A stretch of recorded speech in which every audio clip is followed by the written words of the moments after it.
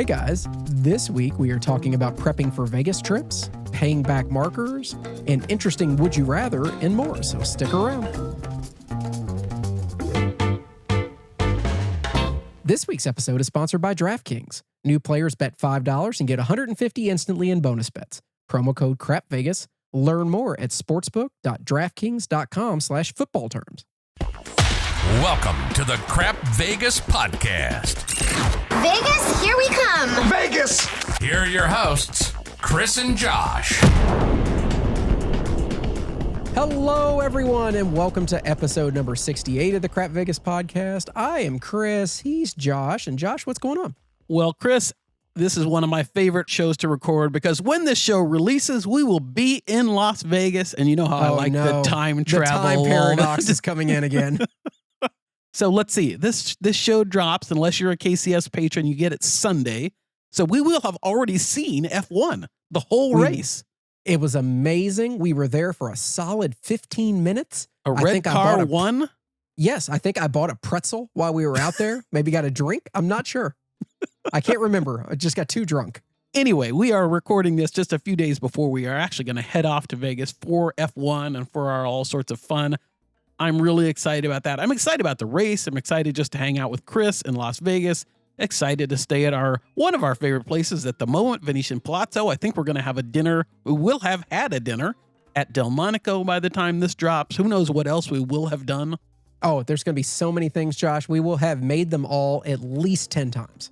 You know, we are due, Chris, we are absolutely due for a trip where we make it a few times. You know, oftentimes we do it once, but I'll tell you, Josh, on our last trip to Venetian Palazzo together, we each made it all at least once. Well, then you're saying we're not due. Well, I've had trips since then that I've lost. Okay, fair enough. It's okay. We need to play more craps, less slots, make everybody happy, Absolutely. except our host.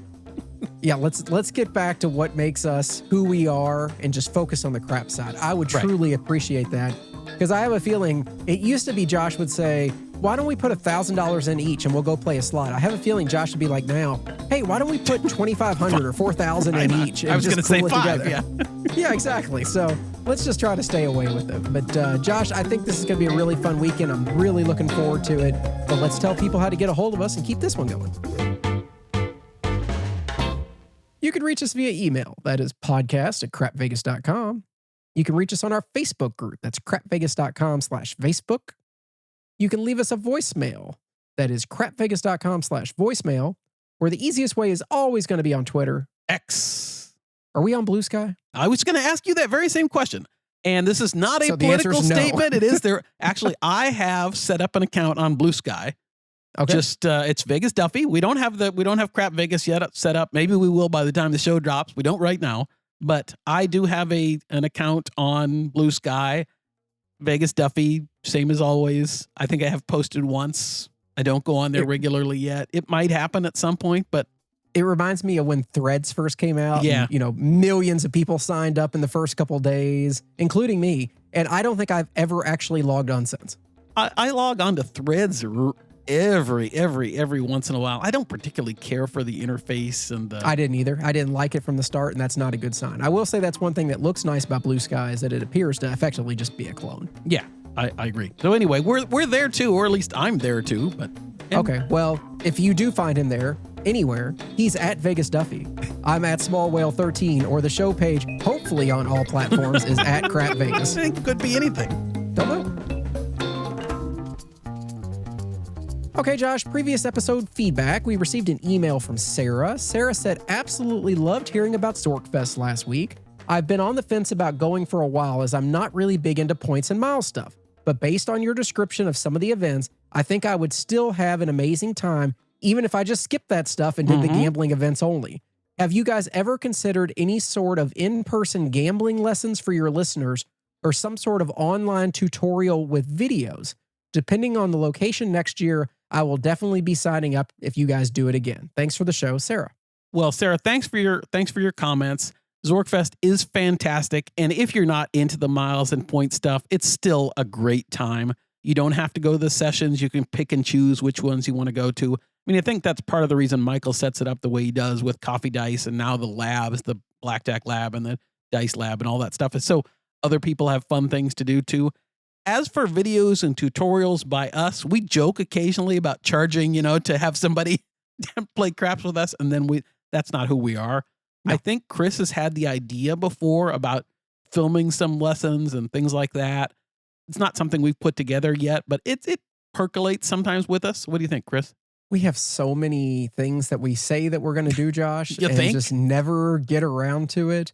No, we did actually talk a long time ago about offering a Craps 101 course on our website that would be, guided walkthrough videos of all the different things you need to know, understanding chips and how to buy in and how to make your bets and the different types of bets and all that stuff.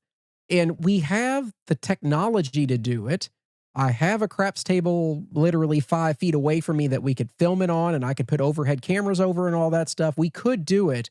The hard part is literally just getting Josh out here to Kentucky so that we can film this stuff. That too. And getting him to come here is seemingly impossible. So hopefully it happens one day. You would think somebody that's as good of a friend as he is to me would come out here, but he just hasn't made his way this direction. Hey, one of the things people love is the fact that we put out this show consistently. Once a week, you either get the regular feed or you get a Patreon feed. If I were to fly out there, that would screw up our whole recording times. It would just mess everything up. Oh, Josh, you just wait till when I open the Crap Vegas offices here in Louisville, which we have joked about, but something I have seriously looked into, renting a space out to be my actual recording studio and a place to put all the merch and all that stuff for shipping. It would make my life a lot easier, my house a lot cleaner. So when the offices open, maybe I can get you out here for the grand opening. That could be arranged. Okay, so thank you for the message, Sarah. We really do appreciate it. We received an email from Henry. Henry said, "Hey guys, couple questions for Josh after listening to this week's episode." Josh, here's the first one. If you were a $15 craps player, would you rather play at Ellis Island or a place like Planet Hollywood or Paris?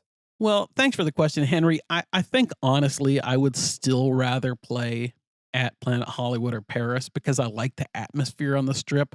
That said, I didn't play at Ellis Island, so I can't be completely non-biased or whatever to say whether or not I think the Ellis Island experience feels more like a local place or a tourist place, kind of. And what we've talked about before, I'm not looking for the feel of a locals place. So if Ellis Island gave me the vibe of a more touristy place, then I probably would like it. So it's a little hard for me to say because I haven't played there, but off my head, I'd say Planet Hollywood or Paris. And of those two, Planet Hollywood by far. I'm not crazy about dice at Paris. I've never really liked the feel of the tables there as far as where they are. It just feels a little kind of in the middle of nowhere-ish to me. Do you like Paris overall, Josh? Do you like the appearance on the inside with the cloudy ceiling and the kind of openness that they have? I like the walkway between Paris and Bally's or Paris and Horseshoe. I like the rooms at Paris. I've stayed there lots of times. I used to like the buffet at Paris. I don't really like the casino floor at Paris. Okay. I was just curious How what about you you? felt about it. It's okay. The only thing I used to ever really play at Paris, they had a reasonable dealt face-up double-deck game that I used to play at occasionally. Right. That wasn't terrible, but overall, I never particularly loved Paris. The only reason I ever really went there is when I wanted to go eat at Mon Ami Gebi. That was about the only time I kind of ventured off that direction. Yeah. I like it. It's just not, usually there are other, if we're talking Caesars properties, there's other Caesars properties I'd rather play. Same. His second question, do you think a place like Ellis Island would throw the house at you to get your normal level of action there? I think they absolutely would. And I've thought about that because I already got a mailer from Ellis Island, since Didn't take them long, did No, it? they're fired up to have me back. And that was just a tiny bit of time and action. But I've wondered, what could they give me to make it worth it? It's one of those things like, there's no nice, excuse me if you want to stay at the Super 8, but there's no nice hotel associated with it. I don't know. I just don't think there's the action they could give me to make me want to come back that much. No, I completely understand that. Third question, were most of the people at the conference for the gambling portion or for the points and miles section? Good question. And I honestly don't know. I would say based on kind of my just anecdotal interaction with people, it's probably 50-50. I will tell you that all the people that were there, not all the people, but a lot of the people that were there for the points and miles stuff really were interested in learning about craps. Like they were huge into the craps lab and the blackjack lab. And because that's not a world they're as familiar with as we are. And so I assume that's true with the other way around, that some of the gamblers who didn't want to just always gamble went to some of the points and mile stuff and did learn a lot. I would say, just off the top of my head, it's probably 50-50, but it's a really nice blend and people who can learn a little something about either side. Okay. So the fourth question, did you go to any of the points or mile sessions? No, I was gambling. I think I would have the exact same answer if I was there. So And I don't blame you. honestly, I'll tell you that Michael Traeger and the team at Travel Zork knows that that's the case. Like, they set it up so that if you just want to go for the gambling related stuff, that's totally okay. And that's why things don't overlap the way they do and all that kind of stuff. Yep. So he knows that. I mean, the reason that it's the most successful it is when it's in Vegas is because gamblers want to gamble. And, unless there's a session that's really interesting to you, you're going to be gambling. No, I got you. His final question. Wish I would have got to hear the Podcasters After Dark panel, but if you could only choose one other podcast in the gambling world to listen to, what would it be? Well, I think it's going to be our favorite, the one that got us, at least I don't want to put words in your mouth, Chris, but the one that got us into it, it's You Can Bet on That with Mark and Dr. Mike. They're always number one in our hearts. They are. Yeah. I'm not saying that we try to echo our show off of their show, because I do think it's a little bit different in what we do. But at the same time, I always have loved their show since the first day I listened to it. I love their show. I listen as soon as it comes out. A new episode just came out about an hour before we started recording this. Yep. And I can't wait to finish so I can start listening to it. And I will just say that Mark and Mike are genuinely two of the nicest people that you will ever meet. They are fantastic. They both have a great sense of humor. They're fun to play with. They're intelligent. Just awesome, awesome people. So absolutely, definitely go listen to You Can Bet on That. It's amazing. Yep.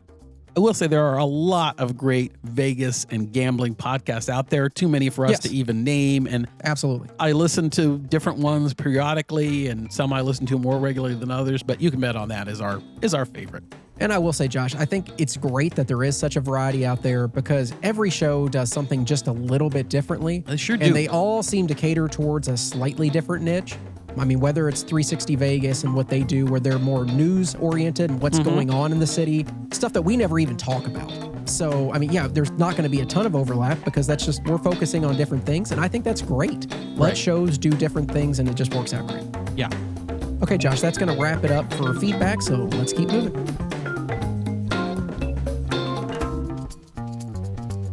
Okay, this week, I was hoping we would talk about preparing for Vegas. I think for most Vegas visitors, some of the most exciting times are the days leading up to the Vegas trip. And then once you're home, you immediately begin that process of planning your next trip and what it looks like. So let's talk about a couple questions that I had for you, Josh, along those lines, and maybe some discussions that come from it. Chris, when you say preparing for Vegas, are you really saying getting in the mood? Yeah, I mean, I think getting in the mood, and even the logistical side of certain things that we do when we're getting in, ready for that flight that's coming up. All right. So you're saying this isn't the time that I should be playing some, mood music? Mood music, a little Marvin Gaye. Marvin Gaye is coming on. I know where you're going with this, Josh. When I think Vegas, the first thing that pops in my mind is Marvin Gaye. Absolutely. Who's the singer with the really, really deep voice? Barry White. Oh, yeah, well, that makes sense. Right. Okay, Josh, so why don't I start off with a few questions I had for you to kind of see how you get your trips all set up in your mind. All right. Okay, the first thing I had, Josh, how early do you like to begin planning a Vegas trip? Is this 6 months out, 3 months out, a month before, a day before? When do you like to make your plans for an upcoming trip? Well, I'll pretty much think in my head or plan it in my head as early as I possibly can. So if I know that there's some event, like if I knew I was going to go to the, if the Super Bowl were in Vegas again, or let's say to keep with our theme that we've been on, the Zorkfest trip, so I know I'm going to be in Zorkfest a year from now. So I have that. I'm not doing any active planning, but as soon as I have some concrete dates in my head, whenever that is, I'll start to think about flights. I'll usually spend a little time poking around to see what deals are flights and looking for a particular day that maybe is more or less expensive, all that kind of stuff. And then somewhere along the lines, I'm poking around, looking at rooms. But it can vary. But as soon as I have that date in my head, Chris, everything else stops in the sense of I'm geared in on the next Vegas trip. And if that's something like, sometimes I go on trips like you do, like this one, finish Zorkfest, and I'm going on this trip 3 weeks later. So it's been almost nonstop in my head thinking about this trip from the time that the last trip was. So it just depends how close they are. How about you? I mean, this has changed a lot for me. It used to be that I would almost plan my year out, 6, 8, 10 months in advance, where I could tell you I was going to be there this week in January and this week in March Right. and this week in May. And okay, Josh, you want to do your birthday trip in June and mine's in September and we're going to go in November for some. I would get way ahead on what's coming up. Right. Nowadays, I find, for better or for worse, my schedule has got much tighter than it used to be. There's a lot more going on. My kids are getting older, so they have more activities that require me to be, there to take them places and do things on the weekends. And you put all that together, I never seem to be able to plan a trip now more than like a month in advance. That's like as far as I get out nowadays. I mean, now if it's a big one, like if it's F1 weekend, Right. or if it's your birthday, then yes, I know about that more in advance and I'll try to block it and make sure. But from dealing with me, there's been times where I'm like, Josh, we got to push this back a week or something because, things happen. But yeah, nowadays I seem to start planning things about a month before. And I'm a little more set. Like if I get in my head that I'm going to be there on these dates, even if it's 3 months out, that's pretty firm usually. Yeah, I wish that was the case for me. Definitely not, though. Okay, what is the most important factor for you when determining where you'll stay on a trip? Is it the location of the property? Is it the offer you have from the property? Just the overall gambling? What drives each trip? Because you have a lot of places you like to play. Yeah. You like to play at Wynn. You like to play at Aria. You like to play at Venetian Palazzo. You liked your trip to Fontainebleau. What dictates each trip when you're booking? Well, some of it's who I'm with. If I'm with you, you and I will kind of coordinate on, do we want to, what one of the places are we going to stay? Wynn, Venetian Palazzo, Aria, whatever. So a little bit of it's who I'm with. If I'm with my golfing buddies, we're usually going to stay at, I think the next place they want to stay is Fontainebleau. So I'd stay at Fontainebleau. So a lot of it's driven by who I'm with. Okay. But taking that aside, this is a fun question for me. I think about this question all the time. I don't know if anybody else does that, but I think about in my head, why do I want to stay at Venetian Palazzo or Aria, for example? Like, what's the difference between the two? Why am I picking Venetian Palazzo this trip and not Aria or vice versa? And I don't know the answer. Some of it's free play. A lot of it's going to be free play, the various offers that I'm getting. Some of it's going to be rooms. But honestly, at the level that we are, the offers and rooms are not that different. I mean, I can get a super nice room at Aria, and I can get a super nice room at Venetian Palazzo, and I can get a really nice room at Wynn. Our offers for free play are usually, or that kind of thing, are usually going to be a little less on the Wynn side. But it's really, now I'm kind of fixated on trying to keep diamond status at Venetian Palazzo and trying to keep platinum at MGM, less so black at Wynn this year. But so I want to make sure I kind of get equal time into both. But I don't know. What about you, Chris? It's definitely not offers. I've found that I will book things. You're less driven, I think. Regardless of what my offer is that I have at that point. We'll talk at the end of the episode about a trip I'm planning for December. And there was effectively no offer that would be beneficial for me that weekend, but I still chose a property that I wanted to go to. The only thing I will say that I do is I do have a tendency to rotate. Yeah. I don't keep going back to the same property over and over and over again. I don't get into a rut or anything. So if I went to VP last time, then the next trip I went to Wynn. And now we're going back to VP again. So I'm going to make a different location for the trip after that. And I even told Josh I'd like to get back to Aria in early 2025 because we haven't been there in a while. So I just kind of try to keep it fresh because I like doing different things when I go. I want to see different places and have different experiences. And so just, rotating the trip for me is something that I focus on. But the offers, pretty meaningless. And location-wise, we're always on the Strip, period. Yeah. Maybe when I don't go, Josh is like, I'll go to Circa this time, but I still haven't heard of that happening. It's in my head, again, I think about, I should make a trip where I stay at Red Rocks or something, and that doesn't happen. And Never I know I should, So Josh, when it comes to booking flights, hotel rooms, activities, what order do you typically go in? Do you lock down your flights first before anything and go from there? Or do you have an activity in mind you want to do and then everything else fills in behind?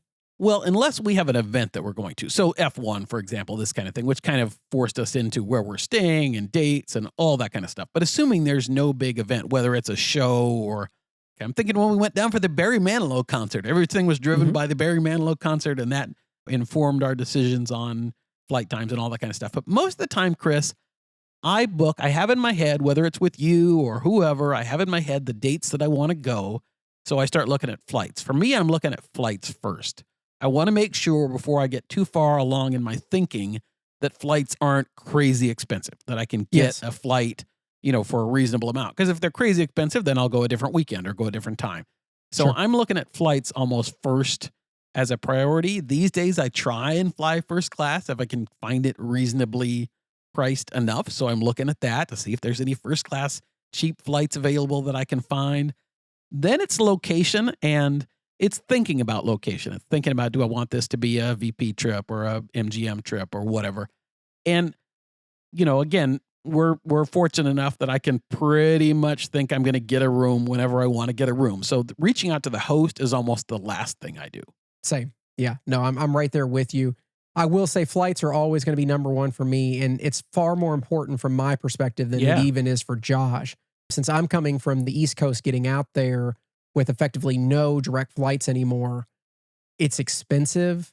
I prefer flying Delta, and if I don't go Delta, it's typically United, and even on United, those flights can get very expensive. Mm-hmm. So I pay very close attention to flight prices, and there's been trips Josh and I talked about taking where I just said, look, I can't get a reasonably priced flight out there. Right. So we end up just kind of moving it to a different weekend. So, but yes, I booked the flights, and then once I have my flights booked, I'll fill in the other pieces later. I'll book flights for a trip 6 months in advance. Right. And book the room 3 weeks before. Yeah. I've done that I'm many the same times. thing too. The rooms, I guess we're just spoiled in that regard, Josh, but the rooms are always there for us. Right. So we never have to worry about, will they have a room available and do we need to give them plenty of notice? That's just never a thought that I have. The only thing I would say is if there's something that we want to do like show-wise that involves tickets that may be hard to come by, we'll put out that notice way in advance to try to make sure that's available. But outside of that, no, I'll plan a trip for 3 days before and text the host and be like, hey, can you get me? Oh, yeah, absolutely. No problem. I've done it many times. Now, one thing I was thinking, Chris, just as we're talking about this, when I used to be a slightly lower level player, I would definitely comb through the apps, comb through the MGM app or the Caesars app and see where I could get the nicest rooms. Oh, for sure. That was, I'd look, okay, I could get this suite at Delano or this room at Bellagio. And occasionally I still poke around on that, but it doesn't really move the needle much for me at this point. But I think that's a fun thing to do. I still like looking at the app and seeing, okay. And then one of the fun things about Caesars is looking at that calendar app. You can get the calendar and see exactly what room and what days and what the, yes. Oh, no, I agree. I'm with you. I used to do that all the time. I still do it occasionally on MGM, just not so much for Aria, because I know at Aria I can always get a Sky Suite without really worrying. Right. But it's like, oh, hey, if I wanted to go to Cosmo now that they're part of it, what could I get? What room would they give me by default? Now, that being said, the rooms that they give us in the app, we can typically do far better just by talking to a host. Yeah. We can get well above that level. But that being said, it's fun just to kind of track where you stand in their eyes. Right. And it gets me, and it's one of the things that helps get me excited for a Vegas trip is looking at, ooh, they like me this much this trip. They'll give me this room, or they don't like me this much this trip, and I can't get a Sky Suites, on the app or whatever. Well, talking about that, Josh, do you have any pre-trip rituals that you follow? Are there any movies or TV shows you always watch before you go? Anything that you always do on the plane or things that you have to bring with you? Just anything like that? Well, if we're talking, I have my eccentricities of things that I bring with me that aren't related to, a pillow and, that kind of stuff. But we're not even talking about that. I don't want to know what's hidden in that suitcase you don't want people to see. But no, as far as I don't start listening. I know some people have playlists that they start listening to music a few days before a trip. I don't have anything like that. I do try and watch a Vegas-y movie on the plane if I can. Yes. Whether it's, for me, that's going to be Ocean's 11 a lot of the time, or Ocean's 13 are kind of my couple go-tos. Sometimes The Hangover if I want to. I also love to listen to the various, going back to the question that we had, the Vegas podcasts, gambling podcasts, help me get the mood for a trip. And I'll start listening to those, even reruns of our show, shameless plug, before I go on a trip to help me get in the mood. How about you, Chris? Yeah, I'm right there with you. I try to watch some sort of Vegas-related TV show or movie, especially on the plane. If there's something I know they're not going to, I've seen the same movies on the plane 10 times, so I'll download something on my computer, watch, like I have The Cooler with William H. Macy, or The House, with Will Ferrell and Jason Mantzoukas and stuff. I'll download silly stuff like that just to have something to get me kind of in that mood. I'll start to watch Las Vegas on TV before we get close, just so I can get my security fix in. I know what Danny McCoy would do in these situations. Right. And yeah, podcast, absolutely. I'll download a couple episodes of some of my favorite shows before I leave in case the TV on the plane's down or whatever have you. Then I have something to do. Yeah, I think those are the big things that I focus on. And these days, for me, even occasionally sneaking in a little slot vlog stuff. Ooh, look to at get you, me Josh. in the slot mood. So this is more about when we get home, Josh, but I will say every time I go to win, when I get back home for about a week or two after I return home, I always listen to a lot of Sinatra. Oh, I like that. Yeah, because you've been. I'll put on listening like to Simply it, yeah. Sinatra or something like that, just to Right. keep that vibe going, because there's nothing like a really upbeat Billy Joel song in the morning off that channel to really get you going. Yeah. What about packing, Josh? When do you typically pack? Are you a guy that packs a week in advance to get ready and make sure you have everything day of? I am not a week in advance packer. I'm a night before or day of if the flight's late enough. I mean, for me, my Vegas packing is pretty light. Usually it's a carry-on. So it's pretty quick. I will, though, start making a list. Sometimes I'll start making a list a week in advance. And it's just a checklist of both the things I want to bring for clothes, if it's 2 pair of shoes, the pair of shoes, and how many pair of underwear and all that kind of stuff. But it's also, cash, and if I'm going to bring any snacks, and if I have any things I have to do specifically to get ready for a trip. So I have a list, and I like starting that. That's one of the things that really does help get me in the mood for the trip is starting the list. Okay, I like that. Josh, what would you say is your ideal trip length? If you can pick what's perfect for you, I think I know the answer, and it's completely different than me. But if you're picking your ideal trip, nothing else matters. You just get to pick the right amount of days. What would it be? I want 3 full days in Vegas is my ideal trip. Yeah. That feels short for you. Well, no, if you think about it, usually I come in on, let's say, late Friday. So I have all day Saturday, all day Sunday, and I go home on a Tuesday. So I have 3 full days. Okay, I guess that's true. And here I am, like, if you're asking me what's ideal, it's somewhere between 1 and 2 nights. I don't know which one. Way too short. I know you, and I'm sure a lot of our listeners are saying that's not enough time. I think it's just because the way that we play now, especially if I'm solo, if you're not there. Right. If you're not there and I'm going by myself, one night is perfect. Sometimes you're there 13 hours. I mean, I might get to the end of the first day before I've even slept and be like, I wonder if I can catch a red eye now that I've been here for 8 hours. And if you are coming, then 2 nights is perfect. It gives us just enough time to do a meal, a show, get our gambling in, and get out. But, for better or for worse, at the level that we play at, the longer you stay, the greater the chance it is that you're going to have a large loss looming by the time you get out of there. That is and that's true. the reason I would never want to do what you do. I would never want to come for 5 days. Yeah. That's way too long. The odds of going bust are pretty damn high. And especially when I do it with you on your birthday week, which we always do, we do 2 properties, 3 or 4 nights that trip. Right. And it's always scary in my mind emotionally to say, okay, I'm leaving one property and that debt behind. And now I have a new credit line available at the next property. And I'm like, so you're telling me I can go double what I can normally do? Yeah, that scares me a little bit. So, Chris, I was thinking as you're saying that, I mean, one of the things I think that makes us do Vegas differently is and tell me, and I don't want to put words in your mouth, but I think I like to do more stuff outside of gambling. And I'm thinking of the spa stuff and sometimes food and that kind of thing. So for me, that can spread it out a little bit, spread out the danger of my losing a ton. Sure. And knock on wood, I have a pretty good ability to, if I've gotten myself into a big hole, to slow down and schedule that massage and realize that this last day I'm just going to spend 10 hours in my room or whatever. I think you have a harder, if you're not gambling, I'd rather just come home. Yeah, you'd rather come home. Yeah. Whereas I can kind of entertain myself in other ways. Yeah, I mean, I guess I'd rather be sitting at my house watching a TV show than sitting in a Vegas hotel room watching it on a jankety setup that I figured out. Right. I don't want to do that. And I'm not big on the spa stuff. That just never has interested me.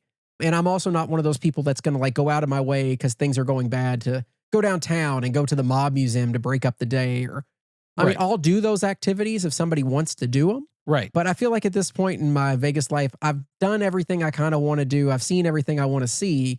So if I'm going to Vegas, I'm going out there to gamble, have some food, see a show, and get home. Right. Okay. So just different approaches, and it's kind of fun to think about. Okay. Last question I had for you, Josh. what is the first thing you do when you get back home from a trip? I think about when my next trip is going to be. I think most people do. Yeah, it's almost always. And sometimes you come, if it's a bad, if we've had a terrible losing trip, I think it takes Chris a little longer mentally to recover than it does me. I'm ready to go back. I know that I need some time. Like rationally, I know I need time to rebuild that bankroll and replenish my gambling fund and things like that. But I am already thinking about, in fact, there's almost never a time that I'm not at least thinking about when my next trip is going to be. You're right that we are different in that because Josh, he messages me every time when a trip's over, especially if it's a losing trip. And he'll message me a couple days later and he'd be like, okay, you ready to get back out there? And I almost always say the same thing. No, not yet. I need more time. And usually, honestly, by the time that we start booking our next trip, I'm still not ready yet. Right. And I'll even tell Josh, he'll be like, are you excited for this weekend? He's asked me that this week multiple times. And I'm like, not really. Chris is worried about the F1 traffic and all the logistical stuff. And we can't get. I'm like, let's just get to Vegas.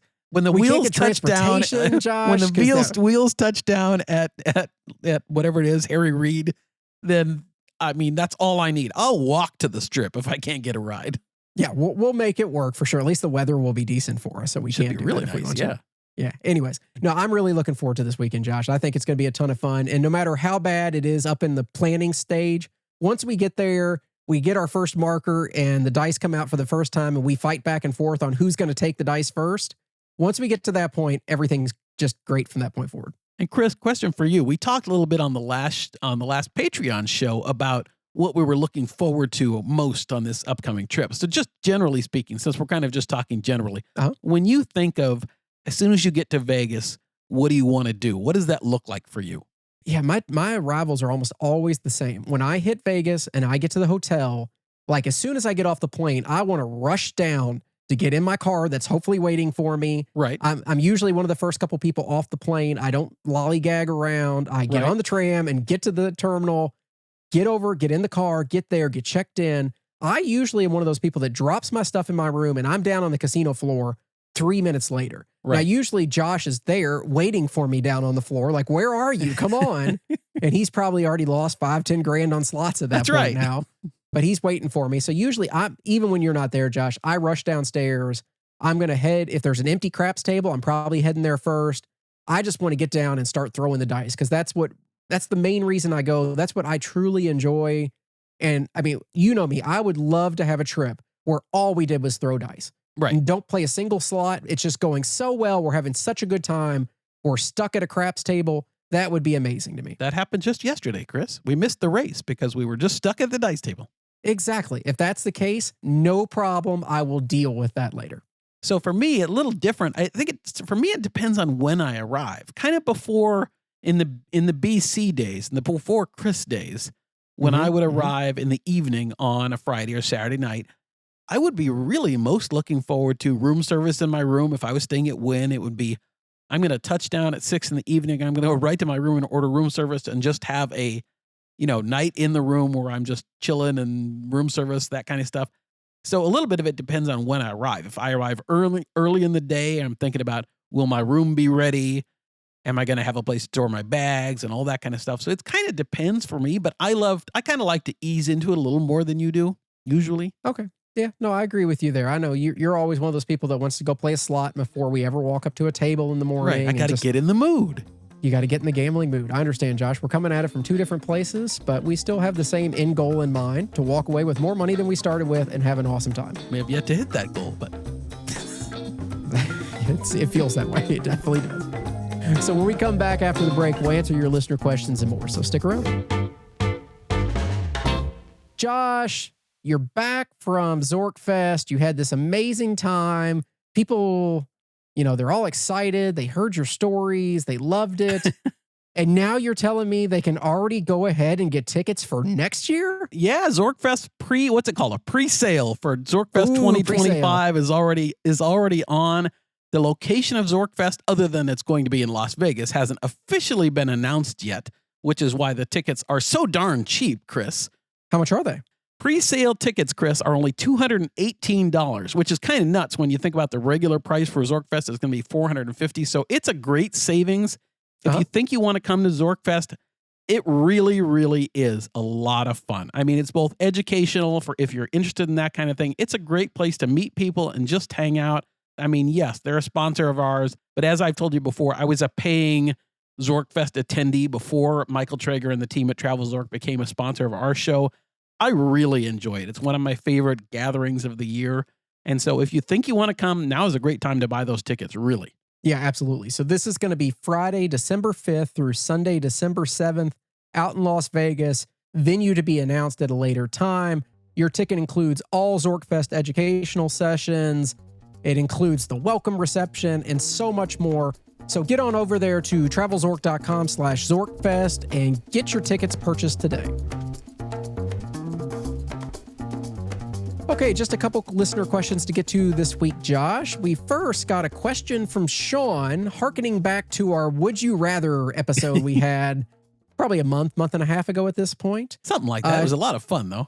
Sean said, I posed this question. You are handed $15,000. It can be in any form, cash, chips, Tito ticket. Would you rather, option A, Josh, play a 100 denomination slot, max bet is 1 credit, playing for 150 spins. And at the end of your 150 spins, you must walk away with whatever amount you have left, including hand pays 1, if you have anything left at all. So there's option 1, Josh. Okay. 150 $100 spins. It'd be a shame if you had nothing left. There it is. Option B, play the all bet on a craps table at $100 a pop. You can't break up the bet and choose the small or tall. You must bet $100 on the all. The game would be over after 150 chances. You could win an unlimited number of all bets theoretically, which would give you $15,000 every time you won one at most Vegas Strip casinos, or even potentially $17,500 at a really nice paying casino. And in both scenarios, you would have a maximum of the 150 chances. And yes, this would take an absurd amount of time at a craps table. So he said they would give you a spot at 4 different tables to make the all bet. So I guess you just run around in circles, Josh, constantly making all bets. What would you rather do? Have 4 $100 all bets up on craps tables, or $100 denomination slot pulls 150 times? I guess some of it I'm thinking as thanks for the question, Sean. I think this is a fun one and a fun little exercise to think about. It would depend for me on, am I playing other bets on the craps table with my own money or something? No, it's you're just only making the all bet. That's what he said. I think that would get boring. I'd probably go for the 150 spins in the slot machine, hope for some huge jackpots. 150 doesn't seem like enough spins, so I'd be kind of bummed when it was over. But I think I'd get bored silly on the waiting for the ATS with nothing else going on. I agree. And I think it would actually be more painful watching all the numbers roll to make the all tall small that I'm not getting paid on. So it just that hit would the be A really just bad. hit 4 times. Hey, let's say on a slot machine, average payback somewhere around the 90% mark is what you should theoretically have at the end.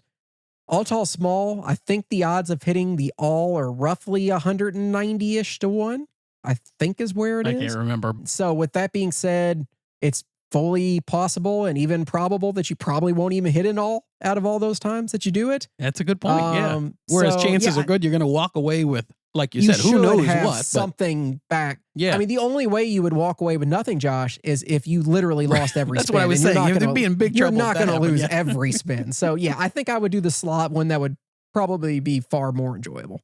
And which slot would you play? Well, he said it has to be $100 a pop. Right. One line sort of thing. Oh, he said it was one line? He said play $100 denomination slot. Max bet is 1 credit for 150 spins. All right. So that's just a single line, old school slot machine. Yeah. I'll tell you what, pretty much anything you hit is going to be a hand pay other than maybe like 1 cherry on there, or maybe 3 different bars may pay you $1,000. But I mean, yeah, it would be a lot going on. So good question, Sean. We received a question over on the CV Facebook group from Jimmy. Jimmy said, question concerning the payback of markers. Is it best to mail them a check, or do you just let them deduct it electronically from your bank account at the due date? What do you do, Josh? So most of the time I will have them automatically deduct it. Usually it's not at the due date. Usually it's before that. And the way it generally works, not always, I guess, I don't know, shouldn't even say, maybe that's too general to say generally. The way it oftentimes works is someone from the from the credit department, not collections, hopefully, the credit department will reach out to you and say, you have this much due. How would you like to pay it? And you can say, please withdraw it from my bank account that you have on file, or wire, or whatever you want to do. Some places like MGM, if they don't hear from me, they just take it whenever it's due out of my bank account automatically. That's generally the way I go. So either I will authorize them to take it out, or they just take it out. I don't usually send a check or anything like that. One thing, Chris, for this trip, though, that we're on right now, I will have taken cash with me to pay off my outstanding marker at Venetian Palazzo. So I have my full credit line available. I feel safe in saying that now because it will have already happened. So don't mug me, because I will have already spent the cash paying back the marker. Yeah. Yeah, safety first. Right. I'm right there with you, Josh. 90% of the time, I let them electronically just deduct it from my account and process it on the account that I gave them. Some places, I'll jump ahead, especially at Wynn. If they send me a statement, I'll send them an email and just say, hey, go ahead and deduct. I and do they'll that even too, say, right, really fast. When would you like me to? And they'll ask if you have a date, and I'll just say, tomorrow or whatever it is. I don't like when you receive an email just ignoring it. I think that's the wrong thing to do. Agreed. I mean, they will deduct it on the due date if you don't say anything at all. I just think it's rude. If they're nice enough to send me a statement and inquire how I'd like to do it, I'm going to give them a response and say, for this one, let me send you a wire, or on this one, I'll mail you a check, or whatever it may be. But I'm always going to give them some sort of response. And if even that response could just be, if it's due in 30 days, and today's January 1st, you could say, hey, no problem. You can deduct that from my account. Can you schedule that for January 25th? And they'll say, absolutely. That's fine. They'll make a note and they'll process it the day that you ask them to. And Jimmy, to Chris's point, I mean, what I did in this example is I said, hey, I'm going to be back on this date. Is it okay that I pay back the markers in cash on that date? So like they're aware of exactly what my thinking is when they're going to get the money. And kind of to your question, the casino doesn't care. As long as they get paid by whatever date, they don't really have a preference. As far as I know, they don't care in what form they get paid. It doesn't make any difference to them if you send a check or wire money or pay it off in cash. One other thing, though, as I'm saying this, to keep in mind, and Chris and I have talked about this before, sometimes how you pay and when you pay can make your full credit line not available until that amount clears. Part of the reason I wanted to pay this amount in cash when we go back to Venetian Palazzo is so that I have my full credit line available right away. So there wasn't going to be any issue with, something taking 2 weeks to clear or 2 days to clear or whatever. I'll take that a step further, Josh, and tell you that from firsthand experience, when we used to go to Aria a lot, I learned, and this is crazy compared to any other casino, if you pay off markers while you're there in cash, they don't make those funds immediately available, which is really weird. But it actually I hope they do at VP. I hope they do too. But I actually had that happen at Aria. I'm one of those people, and we've talked about it. I like to pay off my markers as the trip is going on. Right. Yes, you do. Josh has a tendency to pool them to the very end and then just walk up to the cage with, hundreds of thousands of dollars in chips and cash. And I don't like doing that. I'd much rather pay one off at a time as I can. If I have a good session, I'll go pay one off at the cage. And usually that's fine. But I did find at Aria, they didn't immediately make some funds available. So I thought I was freeing up that to go draw another marker at the table. And they're like, no, you're at your cap. And I was like, no, I'm not. I just paid it off. I ended up having to take a TTO to overcome that, even though they had the money. It just wasn't processing in their system properly. So just keep in mind, every property is different. Your mileage may vary on how they apply payments. But the easiest thing to do is always just to ask them how they handle the payment application and funds availability. So thank you for that, Jimmy. We do appreciate it. We also received a question from Terry. Why is it, this is a terrific question. Why is it that some Vegas properties take $4 in VIG on a $75 buy bet when all my local places and some Vegas casinos only take $3? Thank you so much for the show. I have learned so much. Terry, this drives me insane more than anything at a craps table. I don't know why. It's horribly frustrating. Yeah, Terry, thanks for the question. As Chris said, this is something that drives him incredibly crazy. I don't really give it a second thought. I'm used to playing. I don't play locally as much, so I don't have that kind of, it's one here, it's one there. I'm used to playing at these casinos on the Strip where they take it at 75, they take the 4. So I'm just used to it. It doesn't even faze me. That said, I'm aware of it, so I try to go from 50 to 100 if I can, rather than 75. But it doesn't bother me like it does Chris. I mean, to answer your question, why they do it. Okay, so here's why they do it. Usually, At most properties around the country, locals properties, even some in Vegas, the easiest way for the dealers is just to say, we'll take $1 for every $20 that you bet. Right. So if you bet $20 to $39, they'll take $1. And if you bet $40 to $59, they'll take $2. That's the easiest way to do it because the VIG is supposed to be 5%. But if you did the math and said, what is 5% of $75? It's $3.75. What does that round up to? Because we don't have quarter chips on a table? $4. So they end up taking $4 at a lot of main strip properties. That's what they take at Wynn. That's what they take at VP. And yes, I find it very frustrating because when I play at home or pretty much anywhere else, they will always take $3 on a $75 bet. You can get a lot more value out of a bet when they're only taking $1 for every 20. Because then if you truly want to be one of those people, and I know that Mark Duvall is one of those people, he will bet $39 on a buy bet to get the dollar VIG taken out of it. It gives it the best mathematical house edge because he's truly taking advantage of every penny he can get under that dollar VIG. I don't care about it that much. I just think they should all take $3 and call it a day. Makes sense to me. So I think that's going to wrap it up for questions this week, Josh. Let's keep going. Patreon. That's patreon.com/crapvegas. What do we have new over there, Josh? Chris, we have a couple different things. Of course, we always have our weekly FCV Fading Crap Vegas show. Chris and I have a lot of fun doing our sports betting picks and against the spread. It's a lot of fun. Chris and I are not expert sports bettors, anything like that, or our expert record proves touters. Is that we're prognosticators, whatever that. We don't do any of that stuff. But I can tell you this: we are very mid. We are very mid. We do have a lot of fun doing it. I think it shows through. We put a lot of prep into it. Doesn't make us any good. Doesn't help. We put a lot of time into it. So we also, every other week, so this show comes out every other week. So in between those weeks, every other week, we have what we call a CVP show. That can be any number of different things. Sometimes we have those CVTV shows we talk about. Sometimes it's just kind of an abbreviated version of this show. We pick a topic we want to talk about. This last one was one of those. So it was a CVP show. We talked about the tail end of my Zorkfest trip, my stay at Venetian Palazzo, which was a lot of fun. Lots of slots, some good winning craps with Adam and Boring Jack. And we closed on a discussion of losing and would you rather lose alone or have someone watching you lose?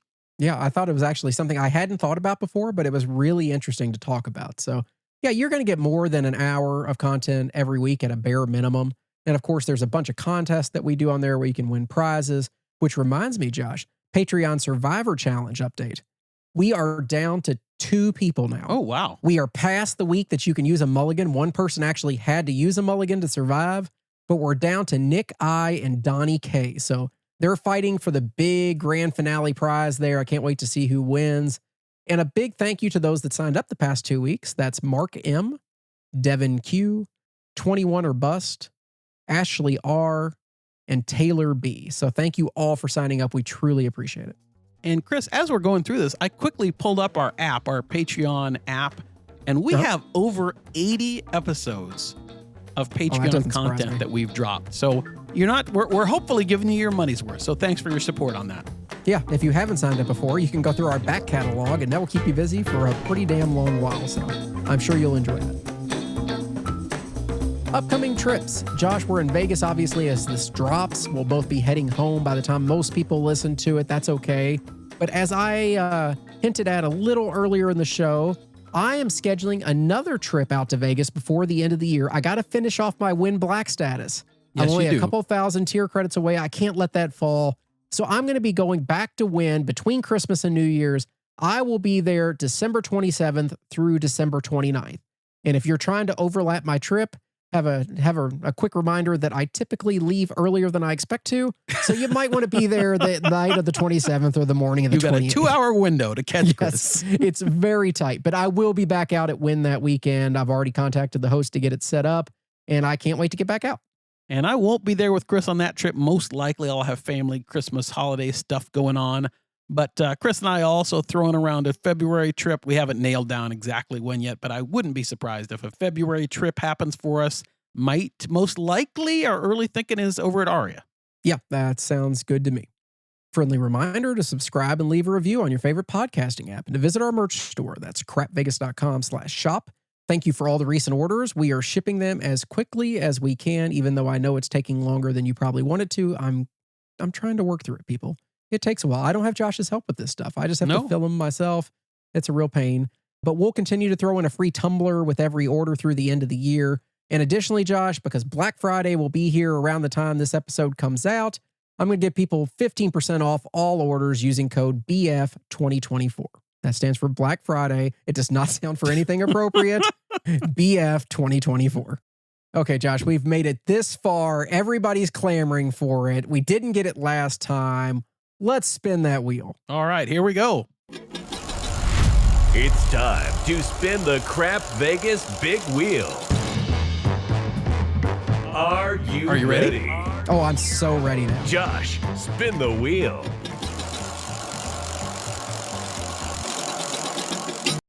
Oh, Chris, this is a little bit sad, but do you know who the only animal awarded the key to the Las Vegas Strip was? Ooh, that's going to be a good one. Maybe one of Siegfried and Roy's tigers? No, that's a good guess. Same animal performed in more than 5,000 shows internationally, over 1,700 in Vegas. Now I do. Yeah. You're talking about Piff's dog. Yes, Mr. Piffles. Yeah, that's a shame. I saw that this past week. That was very sad. Yeah. Did you know that Piff is the dragon, right? Piff the magic dragon. That's Puff. What? I mean, Piff. No, he's Piff the magic dragon. Piff's the magician. Right, but he's Piff the magic dragon, isn't he? Is that what his full name is? I think so. I don't know. Just go ahead. Did you know that he had Mr. Piffles cloned? Oh, did he really? Yes. Spent $60,000 to have Mr. Piffles cloned. Wow. Well, hopefully it turned out the way that he wanted it to. So there's a Mr. Piffles 2.0. I mean, it is sad, but I'm glad that he's got a replacement dog now, I guess. Anyway, I thought it was a big enough story in Las Vegas community. Have you ever seen Piff? I saw him when he was on America's Got Talent? Yeah, you haven't seen him live. I saw him there. I haven't seen him live in Vegas. Well, if you go see him now, you can see Piff and Mr. Piffles 2.0. Is he over at Flamingo? Yes. I think. Okay. Yeah. That's probably why. I did see, though, that he, as I was kind of reading about the passing of Mr. Piffles, I saw that he's now managed by the same management company that manages Penn and Teller. Interesting. Well, that makes sense, though. Yeah, and I think that's where he got his really first break, was on their show, on their TV show. Yeah, that's what I was going to say. That sounds about right. Maybe Matt King's in that same little management group. Who knows? Yeah, I wonder. I'd like to see him sometime. I think it's a fun show. I mean, I'll miss Mr. Piffles, but I think it'll be a fun show. I'll tell you what, Josh, we keep talking about doing this low-level Caesars trip and gambling and stuff. When we do that, we'll absolutely go see Piff. We can see Mr. Piff, yeah. And Mr. Piffles. And Mr. 2.0. And Puff. And so rest in peace, Mr. Piffles 1.0. Anything else on the wheel this week, Josh? Let's give it one more spin.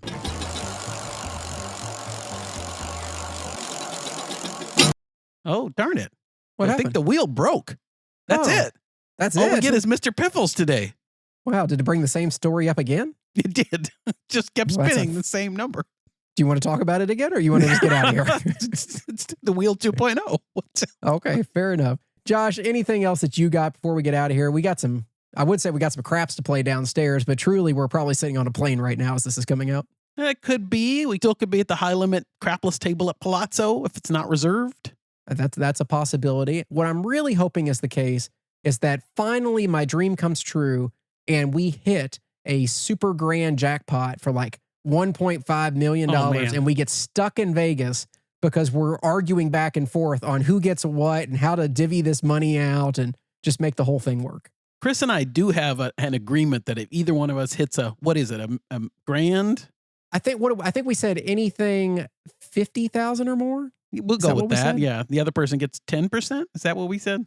No, we said we'd split anything over 50. Did we? Okay. If we were playing there together. Right. Not if we're there. Not if I hit it when you're not there. Tough shit. But we had, I think it was either 50 or 100,000. We said if anybody hits a jackpot that large, we would split it no matter what. Right. We should agree. We should agree before it happens. We really should come up with a number before this trip happens. Okay, Josh, you're the lawyer. Why don't you put this in writing and docu-sign it over to me? We've got and it I'll on get the taken show care of. now. You're going to give me half when you win on your December trip without me. And So when the lawsuit inevitably comes, you'll play this podcast episode. that's right. But I will pull it off the internet and scrub it from existence, so it will never exist. All right, let's head back to the tables. Okay, Josh, this was a lot of fun. Thank you. We appreciate all of you listening, and we will talk to you soon. Yep. Thanks, everybody. Bye-bye. Vegas, here we come. Thanks for listening to the Crap Vegas podcast. Have you ever been to Vegas? Check out all our recent news and our Vegas trip calendar by visiting crapvegas.com. See you in Vegas. You said Tito. Did you mean TTO? I did mean a TTO. Did I say a Tito? Yes, you did. A TTO. There you go. Be great. It won't sound not natural at all. Oh, here. TTO. Oh, that'll Perfect. Now that's good. Sometimes it's that CCTV we've talked about. No. CVTV. Sometimes closed it's caption television that we have in people's houses. I'm like, that's not right. I have a camera pointed at my pool in the backyard so that everybody can see what's going on. And another little chihuahua that looks just like Mr. Pipples. Mr. Pipples. Mr. Pipples. And yes, it is Pip the Magic Dragon. I just looked it up. You're Yeah, right. see? I was like, no, it's Puff. I remember that song from when I was There a is child. a song, Puff the Magic Dragon, yes. Have you ever seen Puff? Piff? Now you got me doing it. Yes, I watched one of those kids' movies, and Puff was there. It was terrific. Do I have to record this one all over again? Yes. Computer, how many entries are there for Darmok? 47.